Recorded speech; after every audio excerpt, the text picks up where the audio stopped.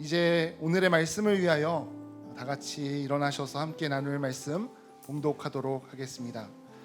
오늘의 말씀은 에베소서 1장 13절에서 14절의 말씀입니다. 에베소서 1장 13절에서 14절의 말씀, 저와 함께 한 목소리로 합독하도록 하겠습니다.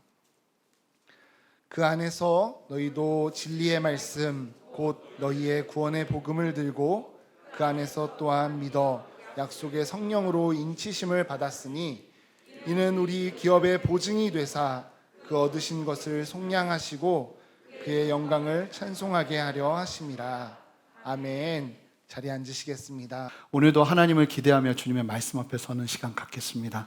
기도하겠습니다.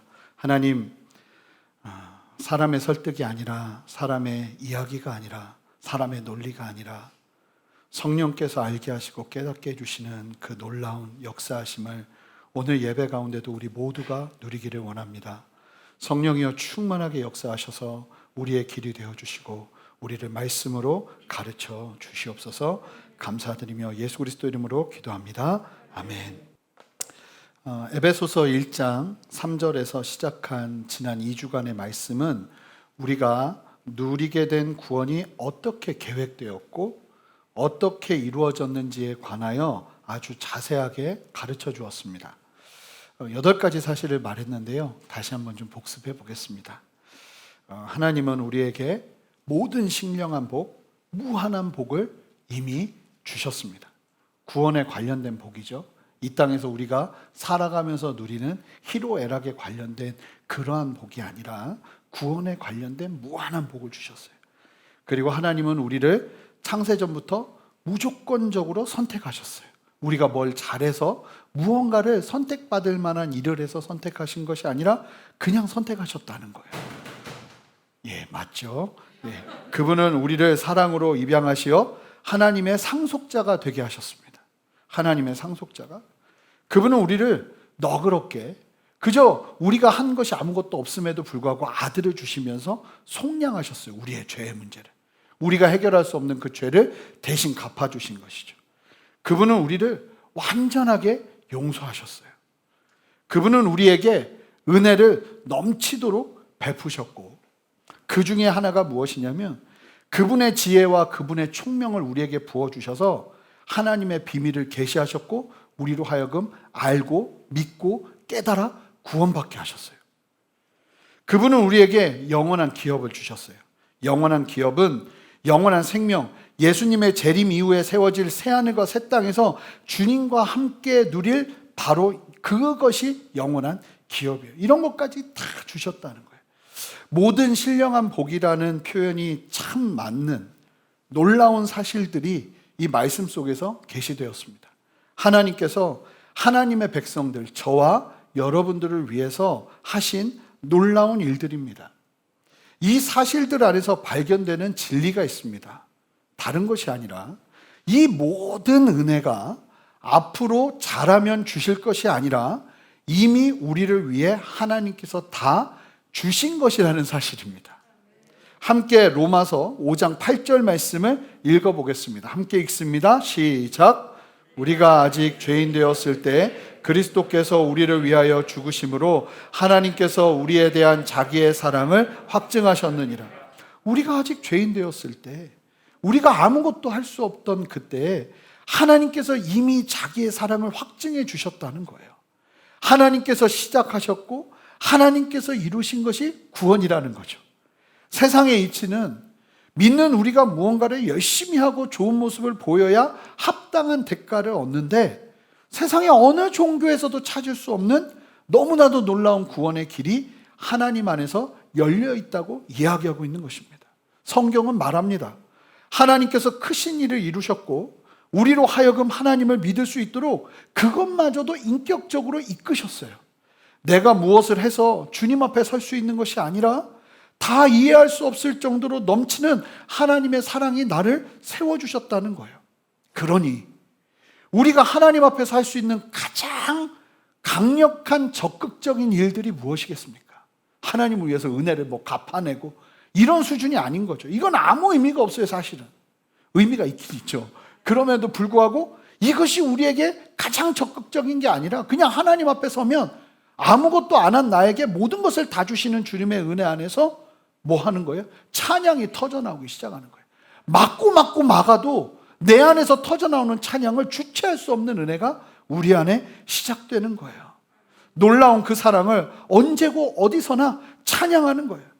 이것이 하나님께서 모든 것을 다 주시면서 우리에게 기대하는 것이죠. 우리가 이미 살펴본 에베소서 1장 6절을 보세요. 제가 읽어보겠습니다. 이는 그가 사랑하시는 자 안에서 우리에게 거저 주신 바 그의 은혜의 영광을 찬송하게 하려 하는 것이라. 은혜의 영광이라는 표현이 딱 맞죠. 자격 없는 나에게 주신 은혜의 영광, 아주 놀라운 권세와 영광을 받았는데 알고 보니 내가 한 것이 하나도 없음에도 주님께서 그저 주신 놀라운 사랑인 거예요. 찬양이 터져 나올 수밖에 없는 것이죠. 그래서 오늘 본문도 보면 14절에 보면 같은 고백이 반복됩니다. 우리 함께 14절 말씀을 한 목소리로 읽습니다. 시작. 이는 우리 기업의 보증이 되사 그 얻으신 것을 속량하시고 그의 영광을 찬송하게 하려 하심이라. 그의 영광을 찬송하는 것, 이것이요 우리의 삶의 궁극적인 귀결점입니다. 여러분, 우리의 찬양의 동기를 솔직하게 살펴보면 저희도 추석 때 이제 가정 예배를 드리는데 감사한 고백 이런 거 이야기하는데 다 어떤 고백하냐면 저희 가족들도 그냥 우리의 삶에서 하나님이 우리를 도와주셨던 거, 뭐 건강하게 해주셨던 거, 친구들과 싸우지 않았던 거, 나를 돕는 사람들이 있었던 거, 그래도 우리 가정이 믿음 안에 있었던 거, 뭐 이런 거를 이제 고백을 합니다. 사실은 그게 우리 가족뿐만 아니라 대부분의 사람들이 가지고 있는 찬양의 이유예요. 하나님이 내 삶 속에서 이런 것들을 행하신 것들, 그런 것이 나로 하여금 하나님을 찬양하게 하죠. 그 포커스를 거기에 맞춰요.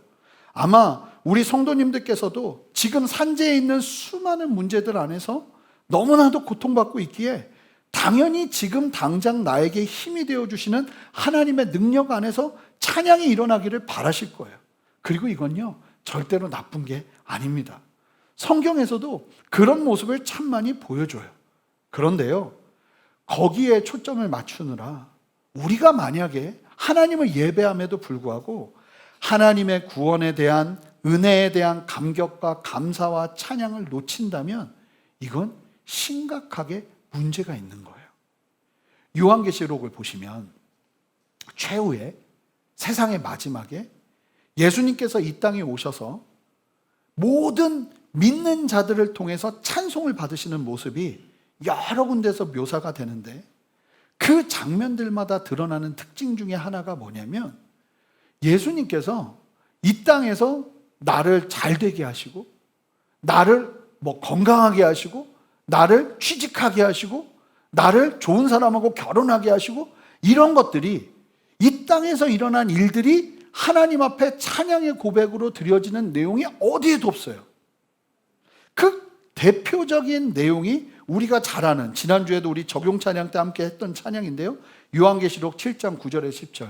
저는 그냥 개칠구라고 해서 이 말씀을 외웁니다. 함께 읽어보도록 하겠습니다. 시작.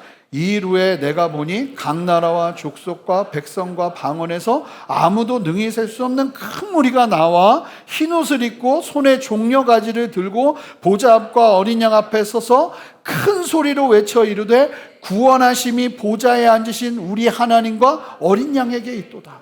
큰 소리를 치면서 고백하는 하나님의 백성들이 예수님께 드리는 찬양의 고백은 다른 게 아니라 구원하심, 하나님과 어린 양 예수 그리스도께서 우리를 구원하신 그 구원만을 찬양하고 높여드리고 있는 거예요.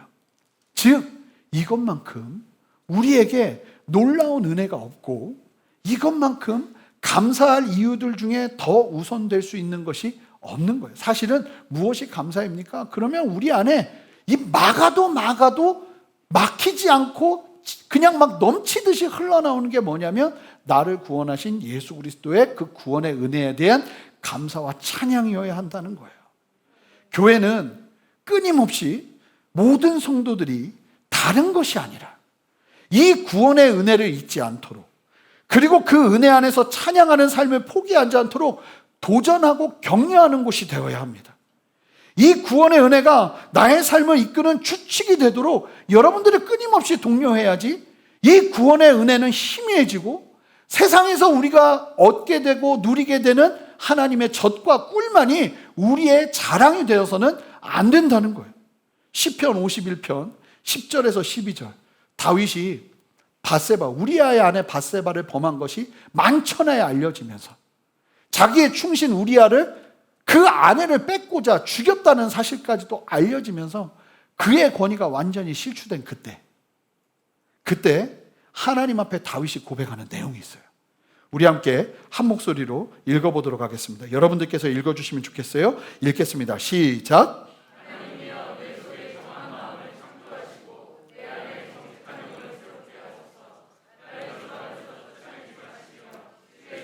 내게서 거두지 마소서. 주의 구원의 즐거움을 내게 회복시켜 주시고 자원하는 심령을 주사 나를 붙드소서. 절대절명의 상황. 고개를 들고 어디 밖에도 못 나갈 상황.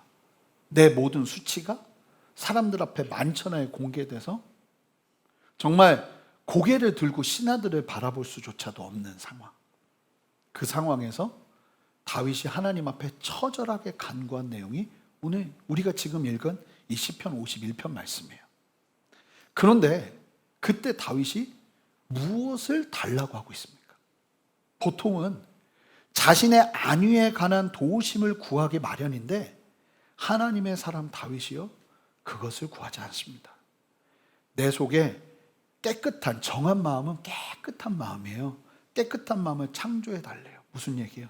내 안에 정한 마음이 없다는 사실을 아는 거예요. 오죽하면 없던 것을 있게 만들어 달라고 그러고 있어요.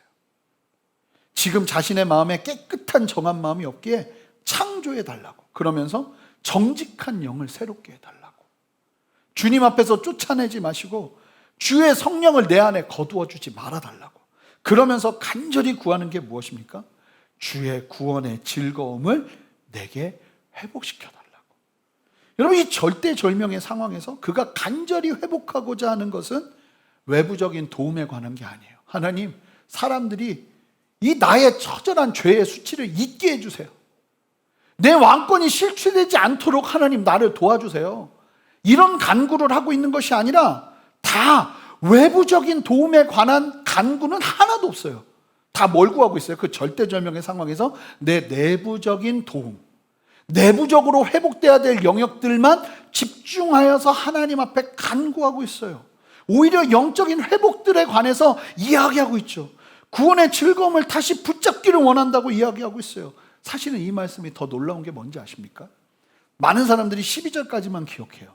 그런데 더 놀라운 건 13절 고백이거든요. 13절 말씀, 시편 51편 13절 말씀 함께 읽습니다. 그리하면 내가 범죄자에게 주의 도를 가르치리니 죄인들이 주께 돌아오리이다. 자신이 저지른 범죄가 만천하에 드러나서 자신의 권위가 완전히 실추되었는데 다윗은 뭐라고 말합니까? 외부적인 변화를 꾀해서 외부적인 시선의 온도를 바꾸려 하지 않고요. 그저 이 죄악으로 무너진 자신의 영적인 상태가 온전히 회복되기만을 바라면서 내가 성령 안에서 다시 구원의 기쁨을 회복한다면, 나를 구원하신 하나님의 그 놀라운 은혜를 다시 한번 온전히 깨닫고 그것이 진짜 나의 기쁨이 된다면, 다른 것이 기쁨이 아니라 왕권이 회복됐습니다, 이런 이야기가 다윗의 기쁨이 아니라 당신의 구원은 여전히 변함없습니다 하는 이 진리가 다윗을 기쁘게 하는 그 놀라운 구원의 기쁨만 회복된다면, 자신의 죄로 인하여 실추된 권위를 가지고 있다 해도 다시 주의 도를 가르칠 수 있고. 여러분, 이거 쉽지 않아요. 사람들이 내가 얼마나 죄인인지 사실은 도찐 개찐인데 그래도 드러나고 나니 너무 부끄러운 거예요. 그런 상황에서 여러분, 주의 도를 가르친다는 건 제정신으로 못할 일이에요. 제가 만약에 큰 실수를 저질렀어요. 큰 실수, 그럴 일은 없겠지만 큰 실수를 저질렀어요. 그러면요, 저한테 제일 죽을 것 같은 일이 뭘까요? 제가 목회해 보니까 설교하는 거예요. 제가 그 상태에서 설교를 한다면 저는 아마 반은 죽어 있을 거예요. 토요일에 잠을 못 잘 거예요. 정신이 나가 있을 겁니다. 그런데 다윗이 다윗은 실제로 그런 짓을 저질렀죠. 그런 상황에서도 하나님이 구원의 기쁨을 나에게 회복시켜 주신다면 마치 내가 새로운 사람이 된 것처럼 주의 도를 가르칠 것이고, 그 주의 도를 듣는 사람들이 예수 안에서, 하나님 안에서 변화되는 열매를 누리게 될 것이라고. 여러분, 결국 성도가 구원의 기쁨을 상실하면 모든 것을 잃는 거예요.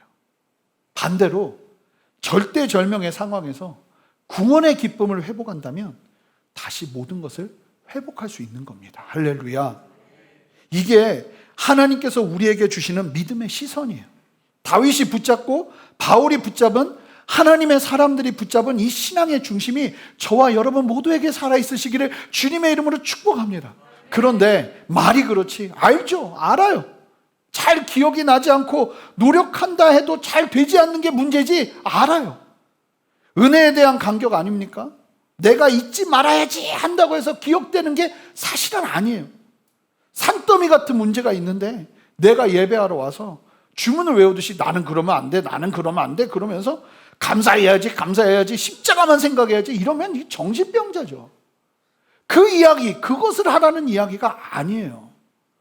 사랑하는 성도 여러분, 우리의 의지가 그렇습니다. 죄로 물든 우리의 관점들이 그래요. 구약시대의 이스라엘 백성들을 보면요, 하나님께서 놀랍게 구원의 역사를 이루시면 얼마 지나지 않아 잊지 말아야지 하는데 다 잊어버려요. 그리고 또 다시 자신의 길로 가버리는 이스라엘의 모습이 끊임없이 반복됩니다. 의지의 한계를 보여주시는 것이죠. 하나님을 따르겠다고 하지만 곧 하나님을 잃어버리는 안타까운 한계가 우리에게 있어요. 하나님을 기억해야지, 하나님 그 구원의 은혜를 기억해야지 하고 우리가 의지적으로 나간다고 해서 이게 기억되는 게 아니라는 겁니다. 하나님은요, 누구보다도 그 한계를 잘 아세요. 그래서 태초부터 창세전에 우리의 연약함을 아시고 이 놀라운 구원의 역사를 단순히 우리의 의지에 맡기지 않으셨다는 게 우리가 지금까지 본 말씀이에요. 함께 13절을 읽겠습니다. 함께 힘차게 읽겠습니다. 시작. 그 안에서 너희도 진리의 말씀 곧 너희의 구원의 복음을 듣고 그 안에서 또한 믿어 약속의 성령으로 인치심을 받았으니. 여러분, 13절을 잘 이해하기 위해서 우리가 먼저 기억해야 될 사실이 있는데요, 구원의 역사를 이루시기 위해서 하나님께서 하신 일들이 3절부터 쭉 설명됐는데, 그 내용들을 다시 보면 하나님께서 하늘에 속한 모든 신령한 복을 주셨고, 창세전에 우리를 택하셨고, 우리를 하나님의 자녀 되게 하셨고, 거저 주신 은혜의 영광을 찬송하게 하셨고, 우리의 죄를 속량하셨고, 때가 찬 경륜을 위하여 예정하셨고, 우리를 하나 되게 하셨고, 하나님의 기업이 되게 하시고, 하나님의 영광의 찬송이 되게 하셨어요. 그리고 이 모든 일을 행함에 있어서 반드시 포함되는 한 문장, 한 단어가 있습니다. 그게 뭐냐면 바로 그리스도 안에서예요. 하나님께서는요, 모든 일을 누구 안에서 하시냐면 예수님 안에서 하십니다. 3절부터 12절까지 총 10개의 절에서 그리스도 안에서라는 단어가 8번, 유사한 표현이 한 번, 총 9번이나 등장합니다. 즉, 하나님은 모든 일을 그리스도 안에서 하세요. 언제나 아들 예수님을 통해서 일하시는 거예요. 하나님께서 구원을 계획하셨고 예수님께서 십자가의 죽으심으로 성취하신 거예요. 하나님의 뜻은 반드시 그리스도 안에서 이루어집니다. 그리스도 안에서 이루어지는 일은 하나님의 뜻이 함께하고 있다는 증거예요. 그러니까 예수님께서 하시는 일을 보면요, 아, 이게 하나님의 뜻이구나 하는 것을 모두가 알 수 있는 거예요. 이 놀라운 거죠. 그 사실은 예수님께서도 얘기하세요. 나는 임의로 일하지 않는다고. 하나님의 뜻을 따라 순종한다고. 말하거나 누구를 만나거나. 그러니까 어떤 모습 속에서도 예수님을 보면 거기서 하나님의 뜻이 보이는 거죠. 그리고 13절을 보면 우리가 다시 13절을 띄워주시면 우리가 구원의 복음을 듣게 된 것과 그 복음을 믿게 된 것도 놀라운 사실이 뭐냐면 우리가 하는 일인데 그 일도 예수님 안에서 이루어진 일이라는 거예요. 저는 저와 여러분들의 그 모든 행동들이 예수님 안에 이루어지기를 주님의 이름으로 축복합니다. 그러면 우리가 복음을 듣고 믿어서 구원을 얻은 것이 예수님 안에서 이루어진 일이라는 증거가 무엇인가? 오늘 말씀이 말하고 있는 거예요. 13절. 바로 성령. 그것이 우리의 증거가 된다는 거예요. 자, 예수님께서 하신 일이에요. 예수님의 복음을 듣고 믿게 된 것도 예수님께서 하신 일이에요. 그거 어떻게 아느냐? 성령이 거하시는 걸 보면 알 수 있다는 거예요. 13절에서 우리를 성령으로 인치셨다고 하는데, 인쳤다는 말이 사실은 우리에게는 일상적인 표현이 아니죠. 요즘 같은 시대에는 더더욱이요. 인치는 건 어떨 때 인을 치냐면, 편지를 보낼 때 그 편지의 마지막을 도장을 꾹 찍습니다. 인장을 찍어요. 그러면서 이 편지가 누구로부터 온 것인지, 진짜 누가 썼는지, 그래서 인쳤다는 표현이요, 정말 진짜라는 증거이고 하나님의 소유라는 증거라는 거예요. 그래서 내가 예수님을 믿고 내가 예수님 복음을 듣고 믿는 게 진짜라는 인침, 증거가 누구냐면 바로 성령 하나님이시라는 거예요. 그래서 구원의 역사 속에서 삼위일체 하나님의 일하심을 정리해 본다면 다음과 같아요. 보시면 성부 하나님은 구원을 계획하시는 분이고요. 이건 다 알고 계셔야 돼요. 성자 예수님은 구원을 성취하는 분이세요. 그리고 성령 하나님은 구원이 적용되게 하세요. 자, 그러니까 하나님의 그 진리의 말씀이 우리의 인생 가운데 적용되도록 하는 데 있어서 절대적인 필요는 우리의 의지가 아니라 성령 하나님의 도우심인 거예요. 예수 그리스도를 통한 하나님의 구원의 역사를 사람들이 온전히 듣고 믿을 수 있도록 역사하시는 분이 바로 성령 하나님이세요. 자, 고린도전서 12장 3절 말씀 한 목소리로 읽어보겠습니다. 함께 읽습니다. 시작. 그러므로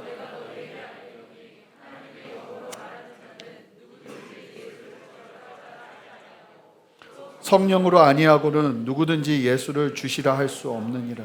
여러분, 뭐라고 말하고 있습니까? 성령으로 말미암지 않고는 예수님을 주시라고 할 수 없다는 거예요. 내가 믿는 것 같지만 하나님께서 지혜를 주시고 총명을 주셔서 하나님의 비밀, 복음의 비밀을 계시하셔서 알게 하신 그 일들이 실제로 이루어지는 데 있어서 누가 역사하시냐면 성령께서 역사하시는 거예요. 그래서 여러분들이 나 정말 예수님 믿습니다. 예수님이 나의 구주가 되십니다. 예수님을 따르고 싶습니다. 라고 의지적으로 고백하지만 그 고백 뒤에는 반드시 누가 있다는 거예요? 성령께서 계신다는 거예요. 내 안에 성령이 없는 것 같아요. 여러분들의 느낌으로 이야기하는 것이 아니라 진리의 말씀 안에서 이 사실을 받아들이는 겁니다. 여러분들이 예수님을 구주로 믿고 계시잖아요. 그러면 성령께서 여러분들과 함께 하시는 거예요. 믿음 자체가 성령의 역사인 것이죠. 그렇다면 내가 분명히 복음을 듣고 예수님을 믿기로 결단했는데, 오늘 말씀을 대하다 보면 이 갭이 생기는데 뭐냐면, 예수님을 믿는 것도 진짜고, 이건 뭐 거짓말이 아니라 진짜 예수님 믿어서 이 추석 명절 연휴 기간에도 이렇게 주일에 나와서 예배를 드리는데, 그런데 그럼에도 불구하고 구원의 참된 기쁨과 감사와 찬양이 내 안에 일어나지 못하고 있다면 이것을 어떻게 이해해야 될까요? 이게 뭘까요? 그럼 여러분들은 구원받지 않은 겁니까? 여러분들이 예수님을 정말 믿었어요. 그런데 알잖아요. 구원의 기쁨이 진짜 내 안의 기쁨이 되는지, 아니면 여전히 나에게는 조금 어려운 이론 같은지, 진짜 이거 뭐 누가 말려도 말려지지 않는 구원의 기쁨이 내 안에 일어나야 되는데 믿었으면, 근데 실제로 보면 내 안에 그게 없는 게 보인단 말입니다. 아닌 척하고 계시지만 그런 분들이 생각보다 많을 수 있단 말입니다. 그러면 그거를 어떻게 봐야 되는가? 그럼 나는 구원받지 못한 걸까요? 아니에요. 구원 받으신 거예요. 13절을 보시면 함께 다시 한번 읽어보겠습니다. 중요하기 때문에 다시 한번 읽어보겠습니다. 시작. 그 안에서 너희도 진리의 말씀 곧 너희의 구원의 복음을 듣고 그 안에서 또한 믿어 약속의 성령으로 인치심을 받았으니. 자, 여기서 이 말씀을 좀 계속 띄워주시고요. 시기, 타이밍을 봐야 돼요. 무슨 얘기냐면 성령의 인치심을 받고 복음을 듣고 믿은 게 아니에요. 복음을 듣고 믿는 가운데 성령께서 역사하시지만 인치심은 그 다음에 있는 일이에요. 자, 이게 이상하죠. 복음을 먼저 듣고 믿고 난 이후에 약속의 성령으로 인치심을 받는 거예요. 시기적으로 본다면 믿은 이후에 성령의 인치심이 따라온다는 겁니다. 성령께서 역사하셔서 우리가 믿게 되지만 성령의 인치심은 어떤 사람들은 믿는 순간에 일어날 수도 있지만 아니, 거의 대부분의 사람들은 그 다음에 일어나는 일이라는 거예요. 그것을 오늘 말씀도 분명하게 시차적인 차이를 두고 말해주고 있어요. 사도행전 19장을 보시면 오늘 우리가 읽은 이 에베소서 교회를 개척하는 사도 바울의 이야기가 나와요. 고린도에 있다가 에베소에 예수를 믿고 변화된 사람들에 대한 소식을 듣고 바울이 찾아가거든요. 자, 사도행전 19장 1절, 2절 말씀 보시면 아볼로가 고린도에 있을 때 바울이 윗지방으로 다녀 에베소에 와서 어떤 제자들을 만나, 이미 예수님을 믿고 제자들이 된 사람들이에요. 이 사람들을 만나 이르되 너희가 믿을 때 묻습니다. 이 제자들을 만나 이야기를 나누다가 바울이 무언가 예수님은 믿는데 뭔가 확인해야 될 부분이 필요하겠다라는 생각이 들어서 이 제자들에게 확인을 하는데 뭐라고 말하냐면 이르되 너희가 믿을 때 성령을 받았느냐? 이르되 아니라. 놀랍죠? 예수님을 믿기로 결정했는데 이들은 성령이 계심도 듣지 못했다. 성령이 누구신지도 나는 모른다. 이러는 거예요. 바울이 에베소에 와서 복음을 믿는 사람들을 만났는데 믿고 있는 그들에게서 성령을 받지 못했다는 확신이 일어나는 거예요. 대화를 나눠보니까 이미 믿는 건 맞는데 성령이 그들 안에 있다는 확신을 못 받는 거예요. 그래서 확인을 합니다. 너희가 믿을 때 성령을 받았냐고. 성령을 받았냐는 게 오늘 우리가 보는 말씀 성령의 인침을 의미하는 거예요. 믿을 때 성령을 받았냐고 묻는 건 믿을 때 성령을 받을 수도 있고 믿을 때 물론 성령의 역사 안에서 온전한 믿음을 가지게 되지만 그럼에도 불구하고 성령의 인침이라고 표현할 만큼 성령의 충만, 결국은 성령 세례를 말하는 거예요. 성령께서 우리 안에 충만하게 역사하셔서 우리를 만지시는 그 시작점, 그 인침을 받지 못한 상태일 수 있다는 걸 이야기해 주는 거예요. 우리가 예수님을 믿은 것이 성령의 역사임이 분명하지만 그럼에도 어떤 분들은 성령의 인치심을 아직 받지 못한 상태에 있을 수 있다는 겁니다. 그래서 성령의 인치심을 많은 신학자들이 거의 대부분이 오해 없이 동일하게 주장하는 게 뭐냐면 여기서 말하는 성령의 인치심이 바로 성령 세례라고 표현하고 있다는 거예요. 실제로 믿고 있던 에베소 사람들에게 바울이 이 질문을 하고는 그들이 우리는 성령이 누군지도 모르고 들어본 적도 없다 하는 얘기를 듣자 바울이 함께 기도하자고 그래요. 자, 사도행전 19장 6절부터 7절 한 목소리로 읽습니다. 시작. 바울이 그들에게 안수하매 성령이 그들에게 임하심으로 방언도 하고 예언도 하니 모두 12사라쯤 되니라. 여러분, 안수기도가 이상한 게 아니에요. 제가 만약에 바울이 특별해서 안수기도를 하는 게 아니라 성령의 충만을 받은 하나님의 사역자가 여러분들이 성령을 충만하게 받을 수 있도록 기도해 주는 건 아주 성경적인 거예요. 미신적인 게 아니에요. 그리고 그 기도를 통해서 성령의 충만을 함께 받을 수도 있어요. 제가 그 전도사 시절에 전도여행을 갔는데 강원도 속초에 리조트에 있었어요. 그래서 낮에 떠들면 안 돼요. 그런데 우리가 아침에 예배를 드리다가 교회 전도여행 팀하고 같이 갔는데 예배를 드리다가 갑자기 막 고백을 하기 시작하는데 너무너무 성령의 충만을 받고 싶다는 거예요. 같이 기도하고 싶다는 거예요. 그러면서 방언도 받고 싶고 막 이러고 싶다고. 그런데 제일 사모한 자매님이 있었어요. 그 자매님이 막 얘기하니까 다 같이 막 하고 싶은 거예요. 그런데 리조트에서 크게 기도하면 안 되잖아요. 여기 쫓겨나니까 우리가 손 잡고 하나님 앞에 같이 기도하자고. 그러면서 하나님은 인격적이시니까 우리가 이 사모함을 주실 때 기도할 때 역사하실 거라고. 그러면서 같이 손을 잡고 기도하기 시작했어요. 근데 기도하기 시작했는데 제 오른쪽에 그 가장 사모했던 자매님이 계셨는데 이쪽 편에 누가 있었냐면 거의 초신자분이 계셨어요. 근데 막 기도하고 있는데 갑자기 하면서 방언을 하기 시작하는데 초신자분이에요. 이분은 방언이 뭔지도 몰라요. 그런데 그냥 막 기도하는데 일어나기 시작하는 거예요. 마치 전염되는 것처럼. 그러더니 옆에 분이 방언하고 옆에 분이 방언하고 그러면서 성령 안에서 충만함을 누리기 시작하는데 주여 삼창을 외친 것도 아니에요. 그냥 조용히 기도했어요. 그런데도 함께 성령의 사모함을 구하며 기도하기 시작할 때 성령께서 이미 예수 그리스도를 믿고 있는 사람들이에요. 그럼에도 불구하고 성령께서 놀랍게 역사하시기 시작하더라는 거예요. 여러분, 이런 기도의 역사가 있어요. 오늘도 우리가 함께 기도하는 가운데 성령의 인치심이 흘러가는 역사가 있으시기를 주님의 이름으로 축복합니다. 예수 복음을 믿어서 구원을 받았지만 구원의 기쁨의 가치를 모르고 그 은혜의 기쁨을 온전히 누리지 못하고 있는 게 보인다면 구원을 받지 못한 게 아니라 뭐가 있냐면 성령의 인치심이 필요한 거라는 거예요. 성령의 인치심이 필요함을 깨닫고 기도하기 시작할 때 실제 성령께서 만지시고 역사하시는 것입니다. 여러분, 성령의 인치심이 오늘 이 시간 필요한 분들이 계세요. 그리고 성령의 인치심을 경험했음에도 불구하고 구원의 간격을 잃어가고 있다면 그분들에게는 뭐가 필요할까요? 성령의 충만을 구해야 되는 거예요. 아무리 오늘 설교 가운데 우리의 예배의 동기가 우리가 감사하는 동기의 중심에 언제나 날 구원하신 하나님의 사랑에 있어야 한다고 강조해도 그게 노력으로 적용되는 게 아니라는 겁니다. 예수님의 제자들은 예수님을 만난 이후에 분명하게 예수님을 믿고 따랐습니다. 심지어는 부활하신 예수님을 보고 나니까 그들의 눈이 돌았고, 승천하시기 전에 예수님께서 뭐라고 말씀하셨냐면 제자들에게 예루살렘으로 가서 성령을 기다리라고 했습니다. 그런데 사실은 예루살렘이 어디예요? 예수님 죽인 곳이에요. 지금 예수님 따르는 사람들 죽이려고 혈안이 돼 있는 도시가 예루살렘이에요. 그런데 예수님께서 뭐라고 말씀하셨냐면 예수님을 믿고 따르는 제자들에게 예루살렘으로 들어가. 아직 성령 세례를 받지 못했거든요. 그런데도 그들이 그 말씀을 따라 예루살렘으로 들어가서 종일 기도합니다.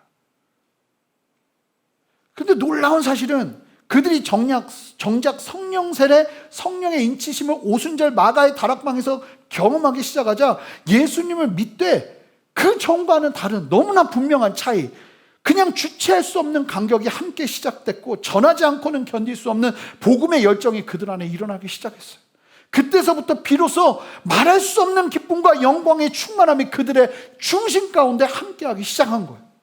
성령의 인치심은요, 분명히 말씀드리지만 분명한 체험입니다. 성령 하나님께서 우리에게 직접 주시는 확신이에요. 우리가 잘 아는 미국의 유명한 전도자 D.L. 무디가 이런 고백을 했습니다. 나는 언제나, 제가 읽어볼게요. 나는 언제나 하나님께서 성령으로 나를 충만하게 해달라고 울면서 매달렸다. 그런데 그날이 왔다. 뉴욕시 월스트리트를 걸어가고 있었다. 그날을 나는 뭐라고 묘사할 수가 없다. 뭐라고 표현해야 될지 모를 정도로 거룩한 체험이었다.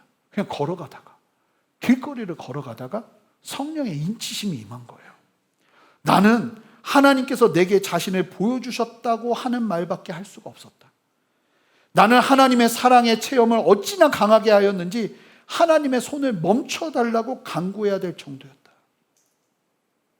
D.L. 무디만 이런 경험을 한 게 아니에요. 불꽃처럼 타올랐던 설교자 조지 휘필드도 이런 고백을 합니다. 바로 그런 일이 있은 직후 나는 나를 무겁게, 그처럼 무겁게 짓누르던 짐에서 벗어났다는 것을 깨달았다. 신음하는 영이 내게서 제거되었다. 내 구주 되신 하나님을 즐거워하는 것이 진정 무엇을 의미하는지 알게 되었다. 어떤 때는 내가 어디 있든지 시편을 노래하는 것을 막을 길이 없었다. 이제 하나님의 성령께서 내 영혼을 사로잡으셨다. 내가 겸손히 소망한 대로 내게 구속의 날을 인쳐주셨다. 여러분, 이게 정상적인 성령의 인치심이라는 거예요. 믿음의 체험을 통해서 확신으로 자리 잡는 성령의 역사하심이죠. 여러분, 구원이 나의 인생의 가장 중요한 토픽이 되게 하는 그 변화는 성령의 인치심을 통해서 일어나는 거예요. 정말 위험한 게 뭔지 아십니까?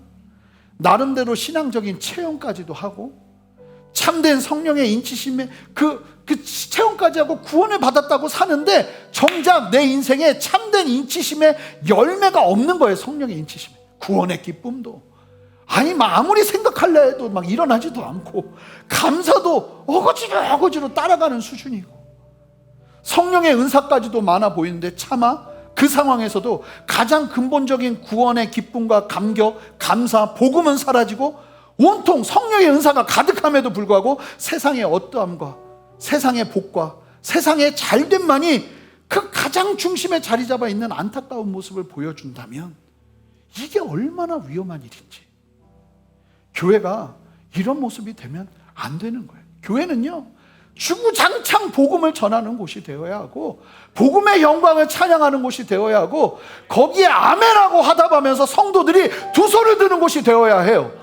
세상에서 잘 되는 일들 보면서 나도 그렇게 돼야지 하는 부러움이 여기를 채우는 것이 아니라, 예수 그리스도의 복음 안에서 복음이 우리의 소망입니다 이야기하면 맞습니다 하는 고백이 성도들의 입에서 터져나오면서 하나님을 찬양하는 곳이 되어야 하는 거예요. 근데 여기가 그런 곳이 아니라 세상 사람들의 사교장과 똑같은 세상의 자랑이 여기를 채우기 시작하면 얼마나 안타까운 일이 되겠냐는 거예요. 저도 여러분 뭘 원하는지 알아요. 그런 얘기 해주고 싶어요. 사실은 여러분 힘들죠, 어렵죠, 격려해드리는 얘기 해드리고 싶습니다. 하지만 그것이 우리의 기쁨이 되는 신앙은 정말 미봉책이에요. 미봉책 아니라는 거예요. 여러분, 우리의 신앙은 언제나 어디서나 복음으로 살고 복음으로 죽는 신앙이어야 합니다. 분명한 성령의 인치심이 우리에게 있어야 해요. 여러분, 지금 어쩌면 어떤 분들은 추석 때 정말 실망하고 막 시리에 젖어 있고 낙심하고 마음이 어렵고 좌절 가운데 있는 분들이 있어요. 그런 분들도 여기 와서 같이 예배하다 보면 다시 그래, 구원의 은혜가 나를 여기까지 이끌었지 하는 그 감격 때문에 또다시 일어나서 하나님을 찬양하는 그 말도 안 되는, 세상의 이치로는 이해할 수도 바라볼 수도 없는 그 놀라운 구원의 역사가 우리 안에 일어나는 거예요. 성령의 인치심 받으셔야 돼요. 알잖아요. 내가 예수님을 믿고 사랑한다고 하는데 아직 나에게 성령의 인치심이 없어요. 필요해요. 제가 그 경험을 너무나 뚜렷하게 한 사람이기 때문에 하나님은 그 놀라운 인치심이 내 인생에 찾아오기 시작할 때 내 인생이 어떻게 변했는지, 그렇다고 하루아침에 죄가 없어지는 게 아니에요. 여전히 엄청나게 많은 죄를 저질렀지만 그럼에도 불구하고 완전히 바뀌기 시작하는 나의 인생의 중심의 시각, 그 변화가 저와 여러분들에게 있었으면 좋겠어요. 우리 함께 일어서시겠습니다. 우리 함께 성령이 오셨네 찬양하며 나갈 텐데요, 우리 함께 고백하며 나갑시다.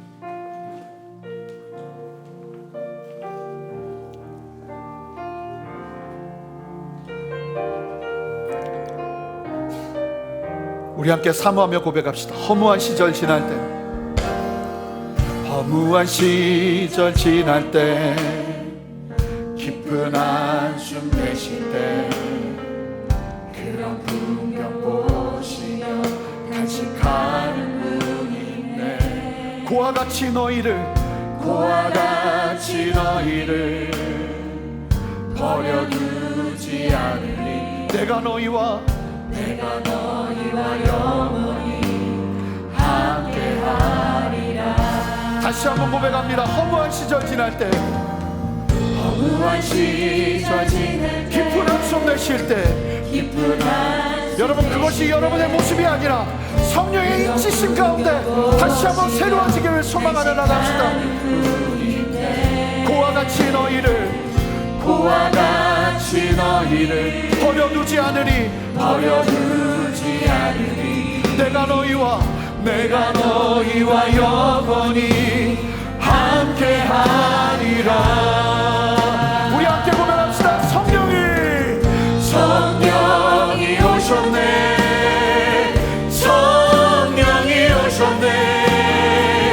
내 주에 보내신 성령이 오셨네. 우리 인생 가운데 신이 찾아오셔서 해나라 꿈꾸게 하시네. 억눌린 자 갇힌 자, 자유함이 없는 자, 피난처가 되시는 성령님 계시네. 여러분, 주의 영이 계신 곳에 참자유가 있다네. 진리의 영, 우리 다시 한번 고백합시다. 억눌린 자, 갇힌 자, 예수를 믿음에도 자유함이 없는 자, 억눌린 자, 갇힌 자, 자유함이 없는 자, 피난처가 되시는 성령님 계시네. 주의 주의 영이 계신 곳에 참 자유가 있나니 진리의 영이신 성령이 오셨네. 선포합니다. 성령이 오셨네. 성령이 오셨네. 내 주에 보내신 성령이 오셨네.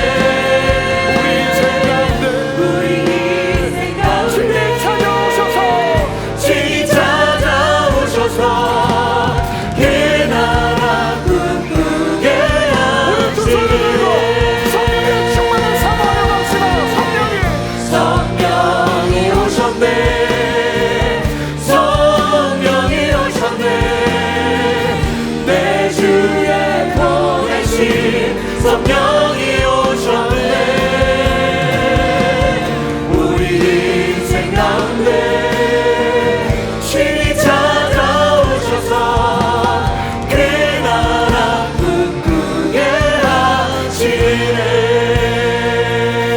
정확하게 기도하셔야 되는데 성령의 인침이 필요한 분들이 계세요. 여러분, D.L. 무디가 성령의 그 인치심을 사모하며 기도하는 가운데 길거리를 지나다가 그 인치심을 경험하는 것처럼, 하나님, 내가 성령의 그 인치심, 성령 세례를 사모하며 나아가오니 하나님, 나를 만나 주시옵소서. 나를 붙잡아 주시옵소서. 내 안에 충만하게 역사하여 주시옵소서. 이미 성령의 충만과 성령의 인치심을 경험하였음에도 불구하고 내 안에 희미해진 구원의 감격, 여러분, 성령의 충만이 필요합니다.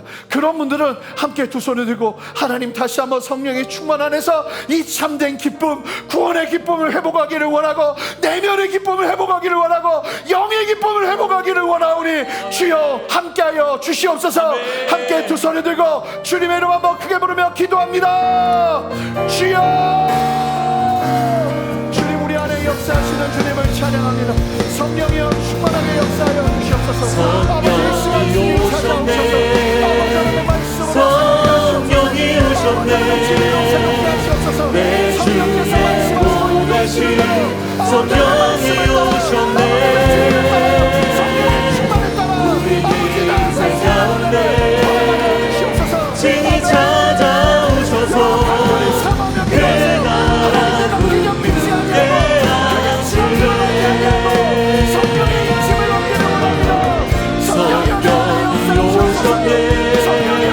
하시네. 성령이 오셨네. 내 주에 보내신 성령이 오셨네. 성령이 온 가운데 충만하게 역사하실 것입니다. 할렐루야. 친히 찾아오셔서 전염되게 하시옵소서. 불처럼 바람처럼 아버지 전이 되게 하시고 흘러가게 하시고 넘쳐나게 역사하여 주시옵소서. 할렐루야. 주님 역사하시옵소서. 더 충만하게 역사하시옵소서. 불로 아버지의 바람으로 아버지는 우리 안에 역사되어지는 아버지의 놀라운 역사하심이 체험 가운데 아버지 경험되어지기를 원하오니 주여 말씀하여 주시옵소서. 다스려 주시옵소서. 친히 찾아오셔서 나라 꿈꾸게 하시네. 우리 함께 선포합시다. 성령이 오셨네. 성령이 오셨네. 성령이 오셨네. 내 주에 보내신 성령이 오셨네. 우리 인생 가운데 친히 찾아오셔서 그 나라 꿈꾸게 하시네.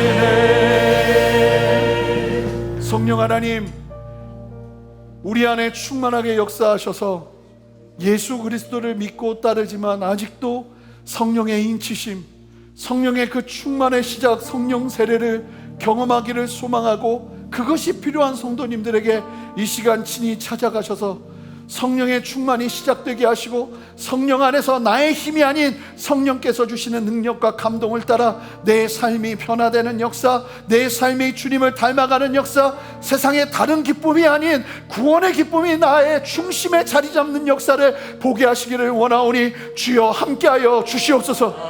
이 시간 주님이 사랑하여 주셔서 내가 내 발걸음을 이어온 것처럼 보이지만 주님이 부르셔서 오신 분들이 계세요.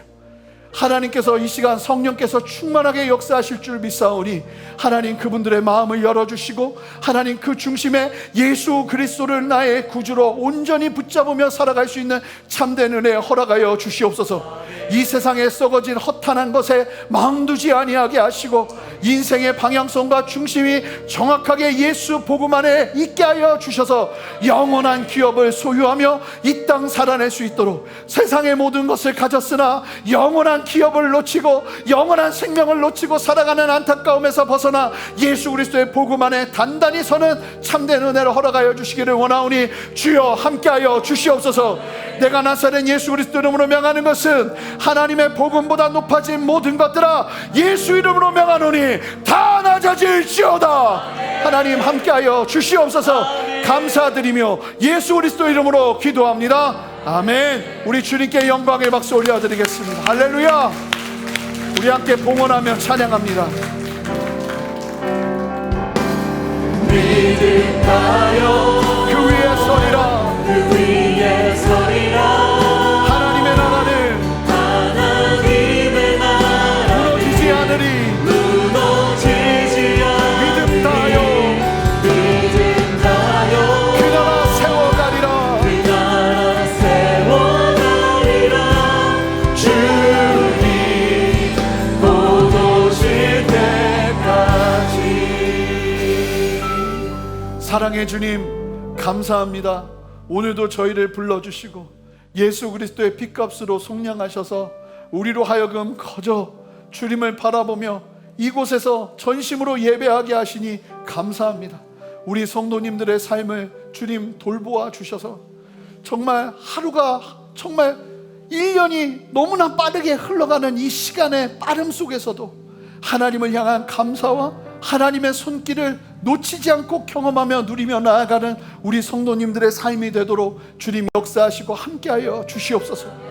수많은 문제로 주님 앞에 나왔으나 주님 앞에 나와서는 그 문제보다 더 크신 하나님을 바라보는 가운데 아버지 그 문제를 이길 수 있는 힘을 누리는 역사를 허락하여 주시고 우리 성도님들의 재정적인 영역 가운데도 주님 친히 함께하여 주셔서 그 손이 마르지 아니하고 하나님을 향한 감사와 찬양이 더욱더 힘을 발하여 온전히 드려질 수 있는 하나님의 도우심과 역사하심의 손길을 보게 하여 주시옵소서. 그러하여도 하나님 오늘 말씀 기억하게 하여 주셔서 그 어떤 것보다 받은 구원과 주님께서 행하신 일들에 대한 감사의 고백이 우선되는 우리 성도님들 되게 하시고 그렇게 하나님 안에 회복된 성도들의 삶 가운데 역사되어지는 아버지의 생명의 역사를 우리 성도님들이 삶의 모든 자리에서 누리게 하여 주시옵소서. 새 일을 행하시는 주님 찬양하고 감사드리며 예수 그리스도 이름으로 기도합니다. 아멘. 이제는 우리 주 예수 그리스도의 크신 은혜와 아버지 하나님의 무한하신 사랑과 성령의 내주하심과 교통하심과 신실한 역사하심이 오늘 말씀을 기억하며 주님의 진리 안에서 믿음으로 담대히 하나님 앞에 성령의 그 충만함과 성령의 인치심을 누리며 이 땅에서 정말로 누려야 될 기쁨과 감격과 찬양이 터져나오는 그 은혜의 역사를 함께 경험하며 이 땅을 살아내기를 소망하는 우리 모든 성도님들의 머리 위에, 가정 위에, 직장 위에, 삶의 모든 터전 위에 순전한 교회와 이 땅의 모든 교회들과 이 나라와 온 열방 위에 이제로부터 영원토록 함께 하시기를 간절히 축원하옵나이다. 아멘.